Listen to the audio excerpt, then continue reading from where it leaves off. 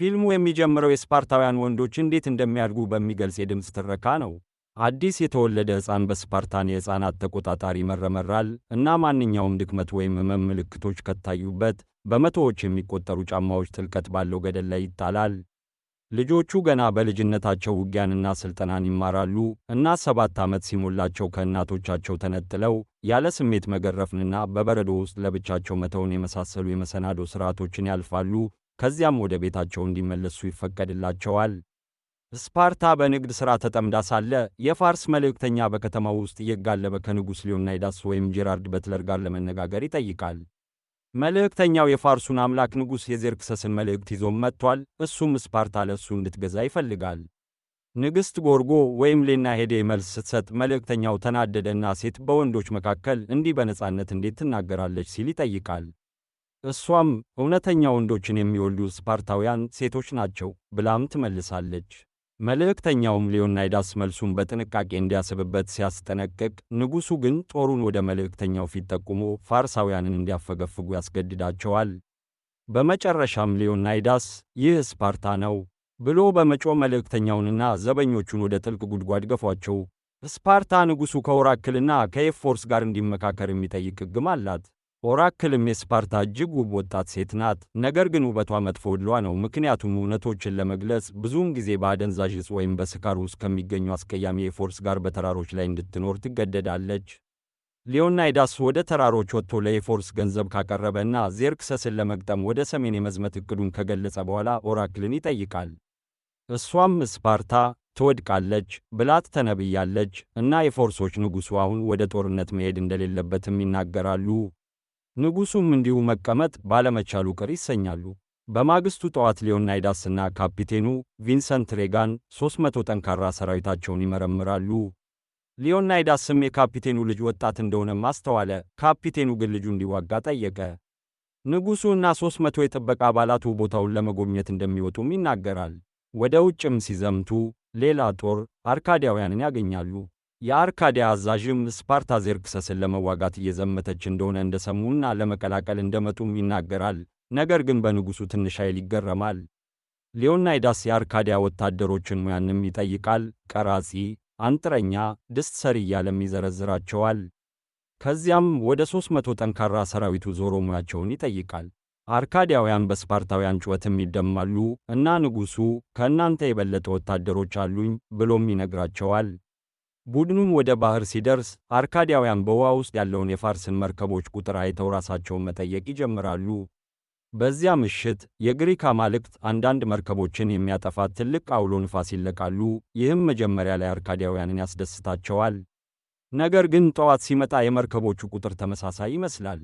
ቀሪዎቹ የስፓርታን ወታደሮች ግን ይረካሉ፣ ምክንያቱም ለሀገራቸው ሲሉ የከበረ ሞት የመሞት ፍላጎት አላቸው። ድንጋያማ ግድግዳ እየሰሩ ሳለ የዜርክሰስ ጦር አባል ቀርቦ ስፓርታ እንድትገዛ ይጠይቃል። ዜርክሰስ ትዕቢታቸውንና ኃይላቸውንም ያደንቃል እና ስፓርታ በዓለም ላይ እጅግ ሀብታም ከተማ እንደምትሆንና መሳሪያቸውን ጥለው እሱን እንደ ንጉሥ አድርገው ከወሰዱ ሴቶቻቸውንና ልጆቻቸውን እንደሚተውም ቃል ገብቷል። መልእክተኛውም የስፓርታን የድንጋይ ግንብ ላይ የሚያፌዝበታል፣ ነገር ግን የፋርስ ጦር ወታደሮች አስከሬንን ያስተውላል። አንደኛው ስፓርታን የመልእክተኛውን እጅ ቆርጦ ውጊያው ተጀምሯል ብሎ ለዜርክሰስ እንዲነግረውም ያዘዋል። ይህ እየሆነ ሳለ ብዙ ስፓርታውያን እየተከተሉ እንደሆነም ይገነዘባሉ። እሱም አፍያልትስ በጦርነቱ ለመርዳት የሚፈልግ ጎባጣ ፍጡር እንደሆነም ይገለጣል። ፋርሳውያን ሊገቡበት የሚችሉበት ሌላ መግቢያ እንዳለም ለንጉሡ ይነግረዋል። በጦሩ ጠንካራ ምትም አለው፣ ነገር ግን ከባድ ጋሻውን ማንሳት እንኳን አይችልም። ንጉሡ ስፓርታውያን ጋሻቸውን ለራሳቸው ብቻ ሳይሆን በግራ በኩል ያለውን ሰው ለመጠበቅ ስለሚጠቀሙ አፍያልትስ መዋጋት እንደማይችልም ይነግረዋል። የመጀመሪያው ውጊያ የስፓርታውያንን ኃይል ያሳያል። ትንንሽ ጉድጓድ ውስጥ ቆመው የመጣውን የፋርስ ወታደሮችን ጦር በፍጥነት ድል ያደርጋሉ፣ ማንንም ሳያስቀሩም ይገድላሉ። እረፍት ሲያደርጉ የቀረው የፋርስ ጦር ፀሐይን ሙሉ በሙሉ የሚያደበዝዝ የቀስት ጥይትም ያዘንባል። ስፓርታውያንም በጋሻቸው በመከላከል ፈሪዎች ሲሉ ይጠሯቸዋል። ሁለቱም ወገኖች ሲያርፉና የጦር ሜዳውን ሲያጸዱ ዜርክሰስ ከሊዮናይዳስ ጋር ለመገናኘት ይመጣል። ዜርክሰስ 7 ጫማ ቁመት ያለው ራሰ በራና የተወጋ ንጉሥም ነው። ሊዮናይዳስ እንደገና እንዲሰግድለትም ይፈቅድለታል። ነገር ግን ንጉሡ ከመጀመሪያው የፋርስ ጦርነት እግሮቹ እንደደከሙ በመግለጽ እምቢ አለ። ዜርክሰስም ተናዶ ስፓርታን አጠፋለሁናም በምድር ላይ ማንም ሰው ስለ እነሱ አይሰማም ሲል ያውጃል። ቀጣዩ ውጊያም ከማይሞቱት ጋር ነው። እነዚህ ጥቁር ዓይኖችና የአንበሳ ጥርስ ያላቸው በጥቁርና ወርቅ የተላበሱና ልዩ መሳሪያቸው ትልቅ ሰንሰለት ያላቸው ነፍስ አልባ ፍጥረታት ናቸው። ስፓርታውያንም ምንም እንኳን አንዳንዶቹ ወንዶቻቸው ቢሞቱም እነዚህን ጠላቶችን በቀላሉ ያሸንፋሉ። ቀጥሎም ሌላ ብዙ አይነት ወታደሮችን ቢልክም ስፓርታውያንን ማሸነፍ አልቻሉም። ዜርክሰስ ጦሩ እየተሸነፈ መሆኑን ሲረዳ ጄኔራሎቹን በመግደል ይቀጣል። ከእነዚህ ግጭቶች በአንዱ የካፒቴኑ ልጅ ጭንቅላቱ ተቆርጦም ይሞታል። አፍያልትስን ታስታውሳላችሁ? እሱ በዜርክሰስ የቀረበውን ሁሉ ሀብት፣ ሴቶችና የመዋጋት ዕድል እንደተማረከ ይሰማዋልና ለእሱ ከተገዛ ይህን ሁሉ እንደሚያገኝ ይነግረዋል። ከዛም አፍያልትስ ፋርስ ጦር ስፓርታውያንን በቀላሉ ሊያሸንፍበት የሚችልበትን ሁለተኛውን መግቢያ ለዜርክሰስም ይነግረዋል። ይህ በእንዲህ እንዳለ ንግሥቲቱ ከቴሮን ጋር ትገናኛለችና መጠጥ ታቀርብለታለች። እንዲጠጣው የምትሰጠው ነገር መርዝ እንደሆነም ይጠይቃል። የካውንስሉ አባላት ንጉሡን ለመርዳት ጦር እንዲሄድ እንደማይፈቅድና ከእሱ ጋር ከተኛች እሱ ሊያሳምናቸው እንደሚችልም ይነግራታል። እሷም ትስማማለች እና እሱ በኃይል ከእሷ ጋር አብሮ ያድራል። ሁለቱም ጦር ሲያፈገፍጉ ንጉሥ ሊዮናይዳስ በግጭቶቹ በአንዱ ጉዳት የደረሰበትን ከወታደሮቹ አንዱን ዲሊዮስን ያነጋግራል። ዲሊዮስ ጤንነቱን ሲጠየቅ ዓይኔ ብቻ ነው ብሎም ይመልሳል። ንጉሡም ወደ ቤቱ እንዲሄድና የስፓርታን ታሪክ ለሁሉም ግሪኮች ስለ 300 ተዋጊዎቹ እንዲናገርም ይጠይቀዋል። እንደሚሞቱም ያውቃል እና ሚስቱን እንደገና ስለማያት አዝኖ ቢሆንም ለስፓርታ የሚያደርገውን በማድረጉ ግን ረክቷል። ሚስቱ የሰጠችውንም ጌጣጌጥ ለዲሊዮስ ይመልሳል። በማግስቱ ንግሥቲቱ ከካውንስሉ አባላት ጋር ትገናኛለች። ወታደሮቹ ንጉሡን እንዲረዱ ለመፍቀድ ጥሩ ክርክርም ታቀርባለች።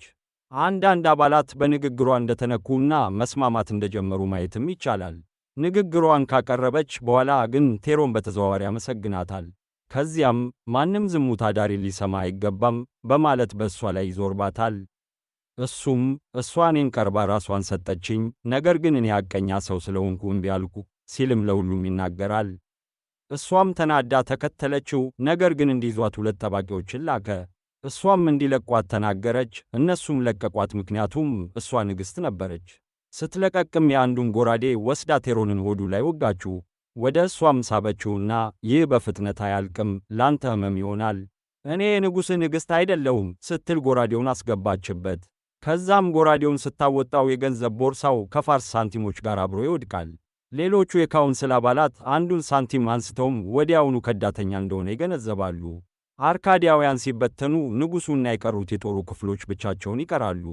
ሁሉም በፋርስ ጦርም ተከበዋል። ዜርክሰስም እንደገና ለማየት ይመጣል እና ከወታደሮቹ አንዱ ሊዮናይዳስ ለዜርክሰስ እንዲሰግድ ይጠይቃል። ሆኖም ሊዮናይዳስ የራስ መከላከያውን አውልቆ ጋሻውንና ጦሩን መሬት ላይ አስቀምጦ ይሰግዳል። ነገር ግን መረጋጋትን ለማግኘት ብቻ ነበር እንደዛ ያደረገው። የተሰበሰበው የስፓርታን ተዋጊዎች ሲበተኑ አንዱ አባል በሊዮናይዳስ ጀርባ ላይ ዘሎ ያንን ሰው ገደለው። ከዛም ሁሉም መዋጋት ሲቀጥሉ ንጉሡ ጦሩን አንስቶ ወደ ዜርክሰስ ወረወረው፣ ጉንጩንም ለ2 ከፈለው፣ ነገር ግን አልገደለውም። ዜርክሰስም ይደነቃልና እጁን ወደ ተጎዳው አፉ ያነሳል። ስፓርታውያንም ንጉሡን ጨምሮ አንድ በአንድ ይሞታሉ። አንደኛው በእርስዎ ጎን መሞት ክብር ነው ሲልም ይነግረዋል። ንጉሡም በእኔ ጎን መኖር ክብር ነበር ብሎም ይመልሳል። ፀሐይን ከተጋፈጠ በኋላ የመጨረሻ ቃላቱን ፍቅሬ ሲልም ተናገረ። የቀረው የፋርስ ጦርም ይገድለዋልና ቢሊዮን ቀስቶችን ወደ አየር በመተኮስ ሁሉም ስፓርታውያን መሞታቸውን ያረጋግጣሉ።